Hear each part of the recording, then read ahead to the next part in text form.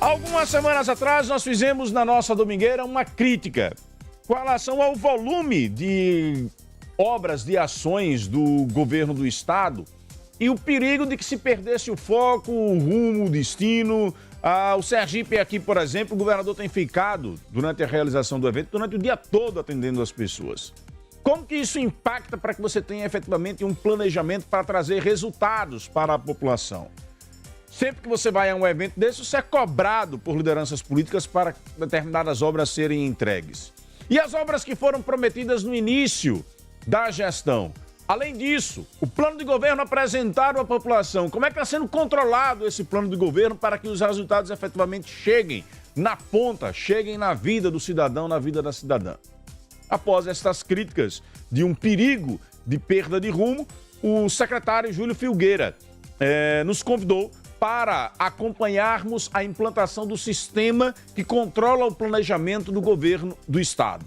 Esse sistema foi implantado inicialmente quando a pasta de planejamento ainda estava na Casa Civil, coordenada pelo secretário Jorginho Araújo, que teve aí a função de apresentar o Júlio ao agrupamento governista. Júlio prestava serviços à Prefeitura de Aracaju, foi convidado aí ao agrupamento na época da pré-campanha para coordenar o plano de governo e agora assume a função de secretário de planejamento do governo do estado. Assista comigo, você que está pela sintonia da 99,7, se puder, acesse o YouTube e acompanhe essa entrevista, porque o sistema ele será mostrado nessa entrevista. Você vai ter imagens para poder perceber como que o governo do estado controla os dados. Enquanto você se prepara para ir para o YouTube, eu trago aqui uma lembrança para você, meu amigo, minha amiga. Você sabe como se livrar das dores musculares que te incomodam todos os dias? Usando a pomada negra. A pomada negra consegue combater dores nas pernas, nos braços, joelhos e dores nas costas, porque ela contém fortes analgésicos naturais e agem rápido,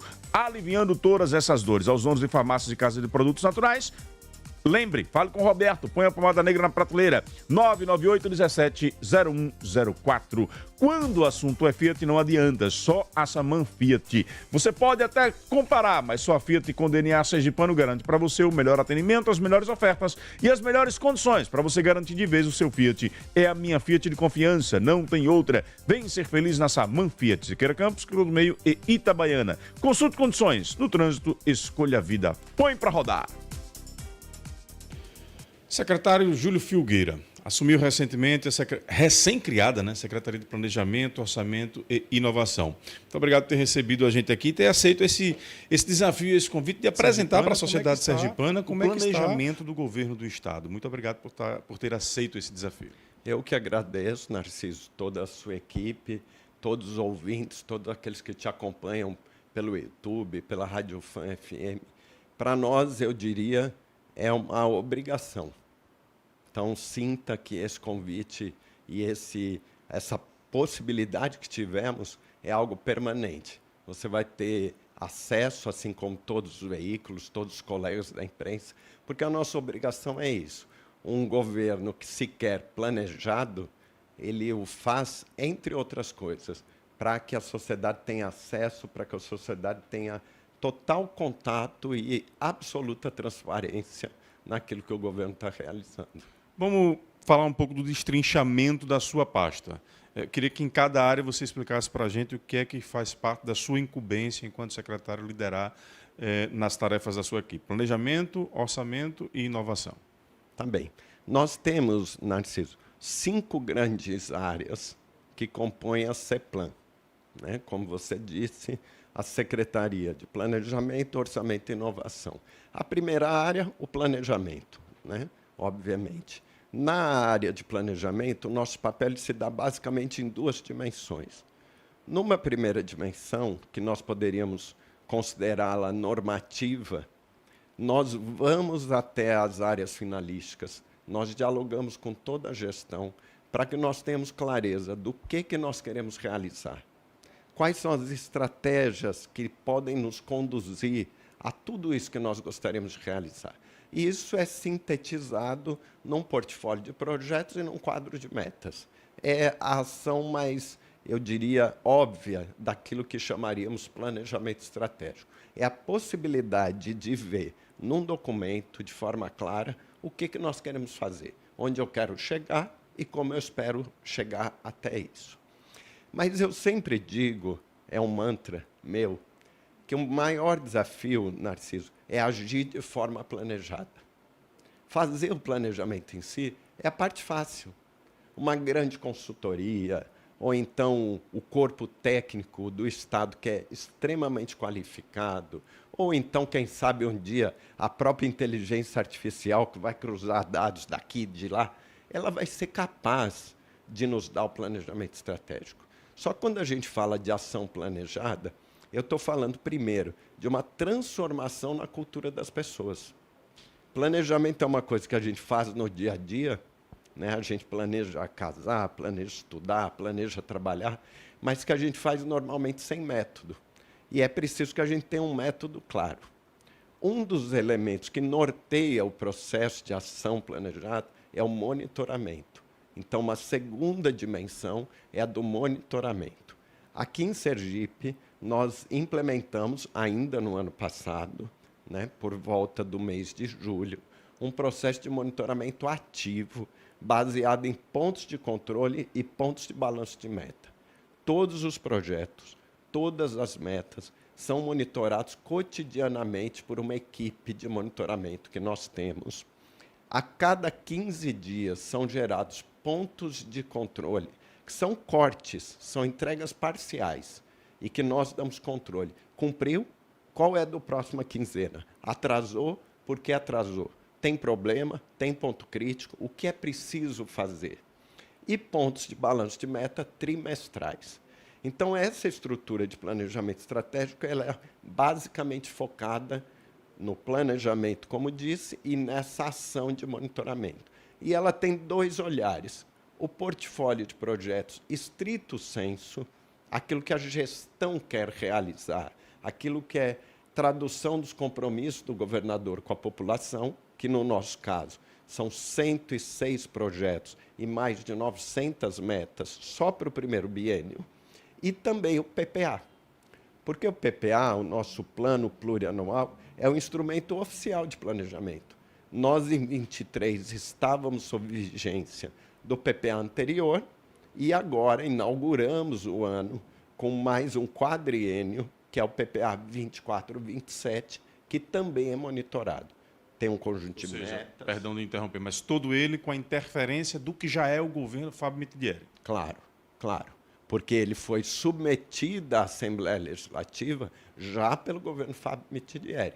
E tem muita aderência com o estratégico, evidentemente. Não são duas peças desencontradas. São peças que têm particularidades, mas que confluem para um mesmo objetivo. Então, essa é a primeira grande ação da Secretaria.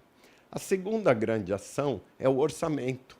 É a programação econômica e o orçamento público, que tradicionalmente compõem o aparato de planejamento, mas que, num momento e numa estratégia absolutamente necessária, se concentrou na Fazenda num momento muito duro do Estado de Sergipe, em que era preciso promover um duro ajuste fiscal. Que foi a marca do governo Belivaldo Chagas. Exatamente. Quando o orçamento sai do planejamento e vai para a Fazenda, ela, evidentemente, tem a capacidade de assegurar, num momento duro, excepcional, como disse, que o rigor fiscal dê o tom. Né? Ou seja, que nós estejamos estritamente vinculados à estratégia de recuperação fiscal, não apenas ao equilíbrio, porque, num momento de crise, é preciso ter uma estratégia clara de recuperação. Com o equilíbrio alcançado com o final da gestão do governador Belivaldo Chagas e o avanço que tivemos na condução da nossa política fiscal, sob coordenação da secretária Sara Andreozzi, o governador sentiu que estávamos maduros, ao final de 23, para recriar a CEPLAN. Esse foi o principal momento do porquê ela foi recriada no final de 23, recriar a CEPLAN, trazendo novamente para a dimensão do planejamento o orçamento público. Então, a segunda grande dimensão de nossa atuação é que passa a ser, na CEPLAN, toda a gestão do orçamento, né, sobretudo a gestão da programação orçamentária, que é sintetizada pela LOA, a nossa Lei de Orçamento Anual. E fica na Fazenda, a lei consta, consigna isso, fica na Fazenda a LDO, que é a Lei de Diretrizes Orçamentárias. Por quê? Porque perseguir o objetivo que nós temos de que o Estado tem que ser saneado, equilibrado, pujante, com capacidade real de investimento, requer um olhar permanente sobre a política fiscal. Então, chegamos a um desenho que a nossa Lei de Diretrizes Orçamentárias, aquela que dirige a nossa capacidade e o alcance dos nossos investimentos, permaneceu na Fazenda em atuação conjunta, colaborativa com a CEPLAN, mas, sobretudo, sobre esse olhar da Fazenda. A terceira área é conhecida de todos aqui no nosso Estado e muito conhecida da imprensa, que é o Observatório de Sergipe. O Observatório de Sergipe era uma área, uma diretoria da Superplan. Então, a criação da CEPLAN não só alavanca as demais áreas, como nos permitiu dar um status e um destaque maior ao observatório. Superplan, você fala da superintendência, porque então, em termos de nomenclatura, de sigla, de repente quem ouviu pode dizer bem assim, mas peraí, ela era super e veio para... teve uma rebaixada de classificação. Exatamente. A Superplan era a sigla da, então, superintendência. Então, quando nós chegamos no final do ano, com a criação da SUPLAN, que é a da CEPLAN, melhor dizendo, que é a Secretaria de Planejamento, então houve uma elevação de status das, então, superintendências, passaram a ser subsecretarias, então, houve uma elevação de status, e o Observatório, que era uma diretoria, passa também a ser uma subsecretaria de estudos e pesquisas, então ganha robustez. E o nosso compromisso é perseguir a trajetória que o Observatório já tem, de independência técnica, de rigor técnico e de transparência. Então, o Observatório ele segue, e aprimoraremos isso, aberto a toda a sociedade, é uma fonte, e ela precisa ser cada vez mais uma fonte acessível. Dados do Observatório, como você disse, de forma independente, catalogado por eles, influencia na avaliação do cumprimento das metas do seu planejamento. Claro, e oferecem evidências para a tomada de decisão. Todo o processo de planejamento ele há de ser pautado em evidências. O gestor não pode tomar uma decisão com base naquilo que ele acha. Não, eu acho que é bom fazer isso. E o que oferece essas evidências? Quem oferece essas evidências na condução das políticas públicas é o Observatório, que foi até as unidades, que recolheu dados efetivos, que parametrizou isso com dados que são nacionais, como dados do IBGE, dados do CAGED, dados de RAIS, dados do emprego, dados de... enfim, vários dados, e isso retorna na plataforma de monitoramento, que nos dá todo o suporte ao planejamento e ao monitoramento, sobre a forma de um painel de indicadores. Isso é base para a tomada de decisão. Toda reunião secretariado do governo do Estado, a base de informação não é o ouvir dizer, ou seja, não é o que o secretário chega dizendo que está sendo ou não feito. É o sistema. É o sistema. É o sistema. Esse foi um compromisso claro do governador, desde a implantação do sistema. Evidente, tem uma fase que é de trazer os dados, tem uma fase que é de capacitar os servidores, tem uma fase que é de capacitar os próprios gestores, todos os secretários e o governador participaram de capacitação para poder manejar, seja num painel de gestão à vista, como esse que está aqui ao nosso lado, seja no computador de trabalho, seja no celular. Perfeito. Aqui você me dizia, só para a gente mostrar aqui para quem está em casa, os 4 eixos do governo do Estado: trabalho, desenvolvimento econômico, desenvolvimento humano e social, infraestrutura e sustentabilidade, gestão, governança e inovação. Dentro desses 4 eixos, secretarias e órgãos estaduais. É isso. Exato. E o que traduz esses eixos, 106 projetos estratégicos. Então, cada vez que eu entro num desses eixos, eu consigo enxergar os projetos que estão dirigindo a atuação do governo do Estado. E todas as vezes que você quer saber o resultado que está sendo alcançado, se as metas estão sendo cumpridas, você se reporta diretamente ao secretário, diretamente ao governador? Como é que é essa dinâmica? Porque eu lembro que quando você tomou posse, você disse, olha, eu sou a secretaria meio, não sou uma secretaria fim, ou seja, não sou eu quem tenho que entregar aquela determinada ação. Bom, o primeiro elemento, eu diria, veículo, instrumento de reporte, como você me pergunta, é a plataforma. Ela tem que, crescentemente, se firmar como uma fonte confiável. Então, ainda que eu possa, um dado crítico, buscar diretamente com o secretário e me certificar daquilo, a primeira fonte é a plataforma. Porque quando eu percebo um gap... Plataforma, de vez em quando eu falo de sistema, mas são nomes sinônimos. Vou até te explicar por que a gente chama de plataforma. É uma coisa boa aqui no nosso caso. Já voltamos a isso. Então, quando eu percebo um gap ou uma contradição, que eu percebi pelo dado primário que está na plataforma, isso me permite também dar esse feedback na ponta. E o governador tem feito isso. Tivemos reuniões com várias secretarias já em 2024, todas elas com painel de monitoramento aberto. E quando o próprio governador percebia uma informação que saía da boca do colega secretário e que não estava na tela, o governador chamava atenção, de forma respeitosa, dizia, olha, vamos discutir isso aqui, mas na próxima reunião tem que estar na tela. Ou seja, a entrada na tela, é claro que é apenas um simbolismo, a entrada na tela, Narciso, é a garantia de que entrou no sistema de planejamento e monitoramento. Daí o porquê da diferenciação. Porque o sistema de monitoramento tem a plataforma como ponta de lança, mas envolve a rede de planejamento, coordenada pela CEPLAN, mas com pontos focais em todas as secretarias. Então, é um sistema, um próprio sistema. A lei faz referência a um sistema de planejamento e orçamento do Estado de Sergipe. Então, esse sistema é todo um conjunto de ações que tem a plataforma como ferramenta, né, como veículo. O quarto, quer falar de... Sim, eu ia fazer a seguinte pergunta. O monitoramento de resultado. Claro que o governador pode, por decisão política, fazer qualquer tipo de ajuste na sua equipe.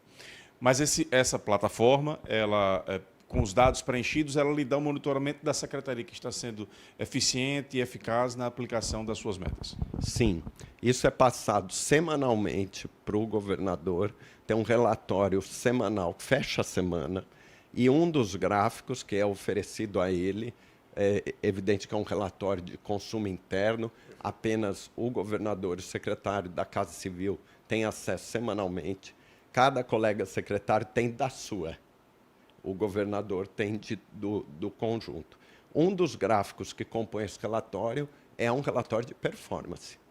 Também compõe esse relatório se os colegas secretários estão entrando na plataforma. Compõe o relatório se os servidores, colaboradores estão entrando na plataforma, o nível de acesso. Você me mostrava ali em determinados locais que tem informações confidenciais, que fica registrado o nome do secretário, o nome do servidor público responsável por aquela determinada ação, por aquele determinado projeto. Exatamente. Eu consigo saber em tempo real, né? A plataforma ela está... Eu não estranharia se nós estivermos aqui falando e a plataforma mudar de cores. Por quê? Porque isso é em tempo real. E ela é toda parametrizada com quem precisa operar cada informação. Agora, Júlio, uma informação. Tudo na vida a gente está sujeito a imprevistos. O governo federal abriu uma nova ação, abriu linha de crédito para uma determinada política pública que não estava prevista no planejamento. Tem espaço para acrescentar? Me permita fazer uma comparação com o Waze, ou com o Google Maps, ou qualquer outro desses aplicativos de condução que nos ajudam a conduzir. Quando eu pensava num mapa de forma estática, né? Eu sou do tempo do guia 4 rodas, dos mapas. Eu olhava um mapa e pensava assim, olha, eu tenho que ir de Aracaju a Salvador. Ele me mostrava o caminho, eu assimilava aquele caminho e aquilo era um documento estático.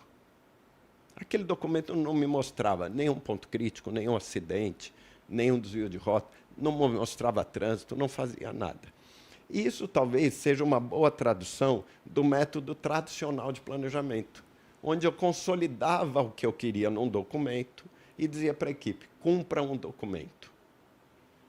No primeiro desvio que eu precisasse promover, aquele documento ia para a gaveta.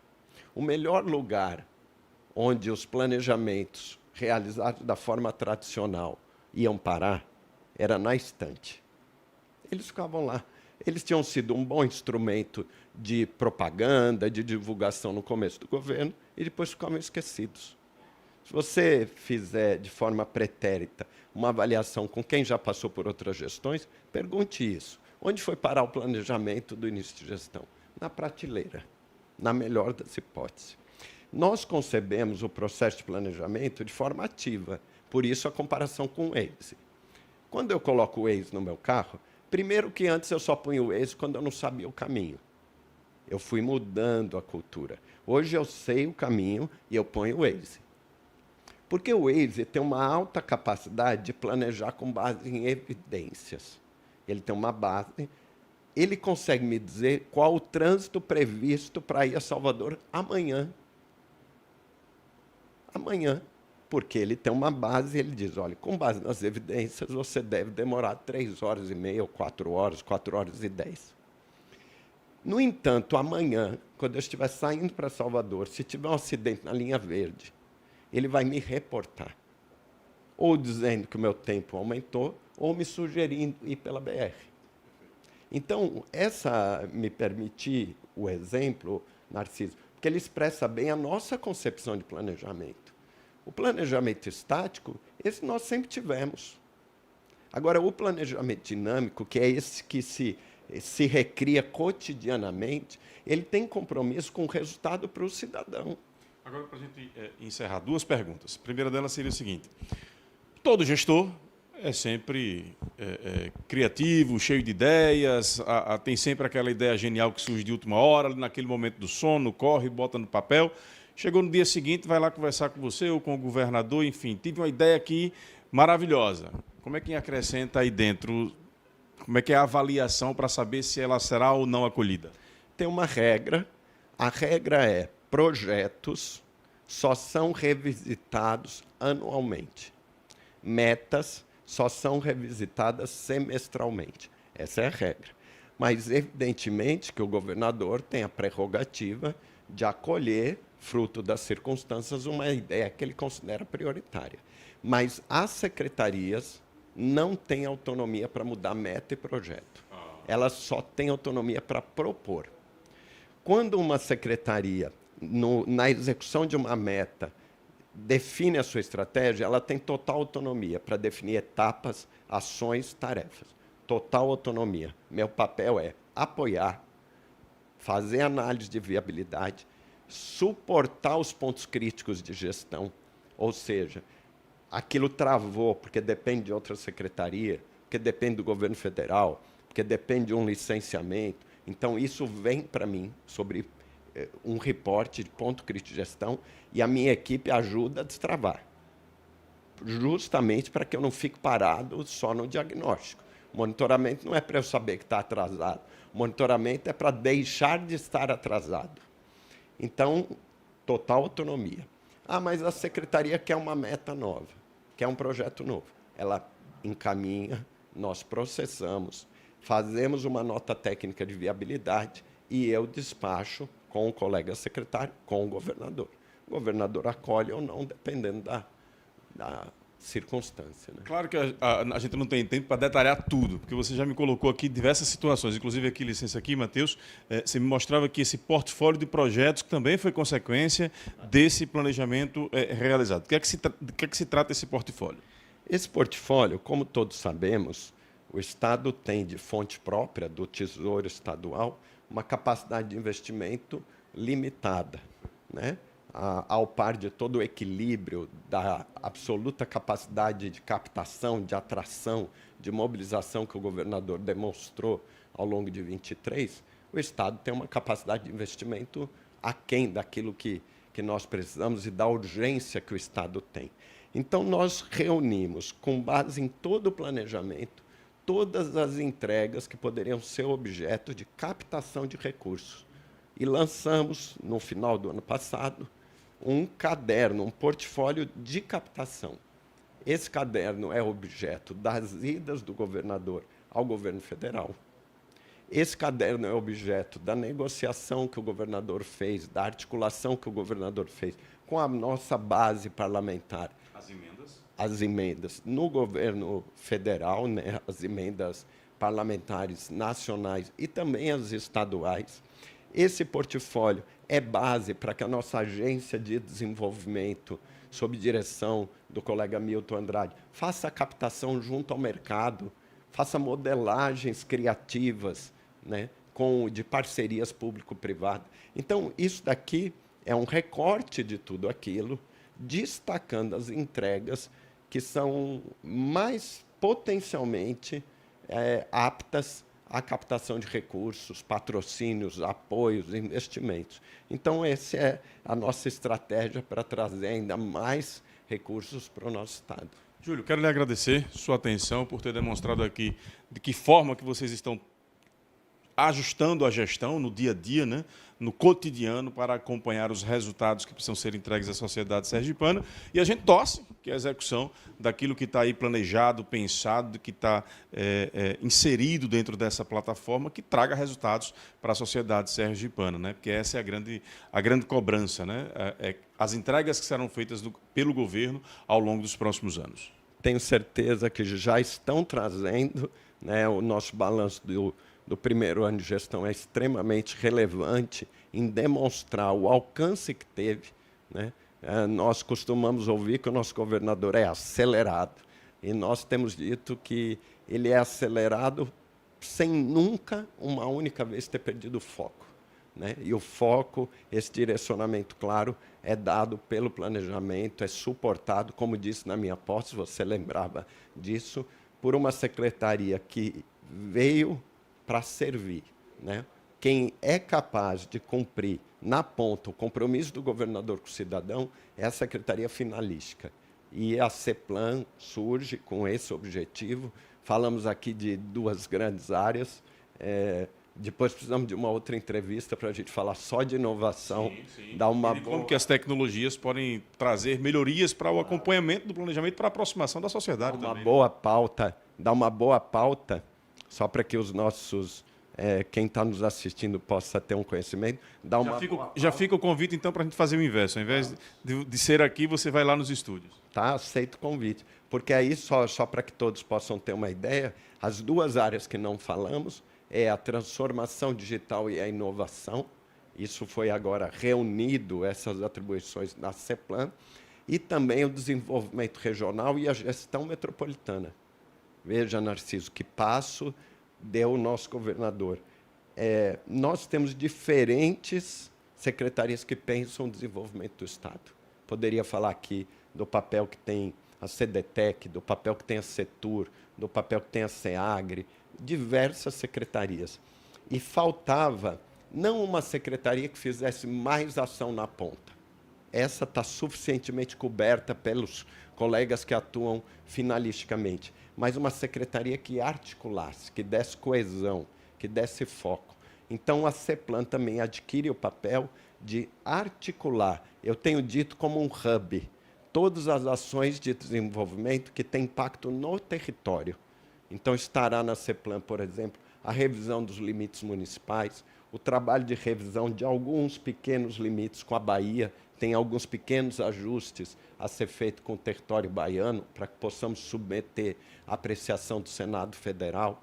E também estará nessa secretaria a condução de nossa estratégia de gestão metropolitana, né? Nós estamos discutindo com Aracaju e demais municípios que compõem o consórcio metropolitano a estratégia de licitação do transporte. Nós estamos discutindo com o DER toda a regulação, o plano diretor de transporte que envolve as cooperativas intermunicipais. Então, todo o plano de gerenciamento costeiro do nosso litoral sul, do nosso litoral norte, o programa de segurança hídrica, o comitê agora de mitigação dos efeitos da seca.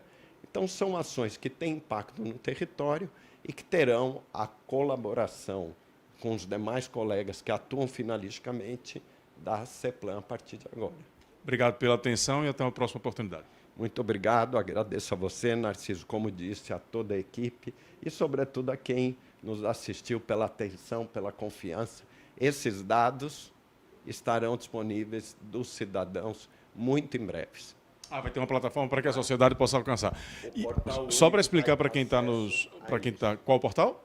O portal único do Estado. Perfeito. Do Estado, ele está sendo customizado para que na maior brevidade possível. Quem quiser acompanhar o compromisso do governador Fábio Mitidieri, quem quiser acompanhar o status, como é que está, qual é a entrega, vai entrar no site do governo, vai ter acesso e vai acessar de forma transparente esses dados. Só para explicar a quem está nos acompanhando e nos assistindo, como é que surgiu a ideia dessa entrevista aqui, para acompanhar um pouco de como é que essa plataforma realmente estava sendo gerenciada. Nós fizemos uma coluna domingueira, Júlio ainda não era o secretário, né, de planejamento, era assessor, e nós fizemos uma crítica numa coluna domingueira, dizendo assim, olha, o governador está fazendo Sergipe aqui para cima e para baixo, passa o dia inteirinho reunido com os gestores nessas reuniões. Cada reunião dessa, chega um pedido, chega uma conta, chega uma fatura. Como é que está planejando? Né? Como é que fica isso? Eu vi lá no primeiro ano que tiveram aquelas reuniões de planejamento, etc.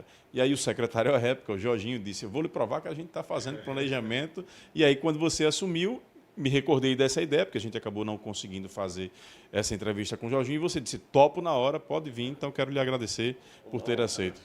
Espero que tenhamos te convencido de que a gente está perfeito. Absolutamente comprometido com o resultado e em tempo real, acompanhando, prestando contas e de forma absolutamente aberta ao diálogo com vocês, com toda a imprensa e com os cidadãos. Um abraço. Grande abraço. Jornal da Fã.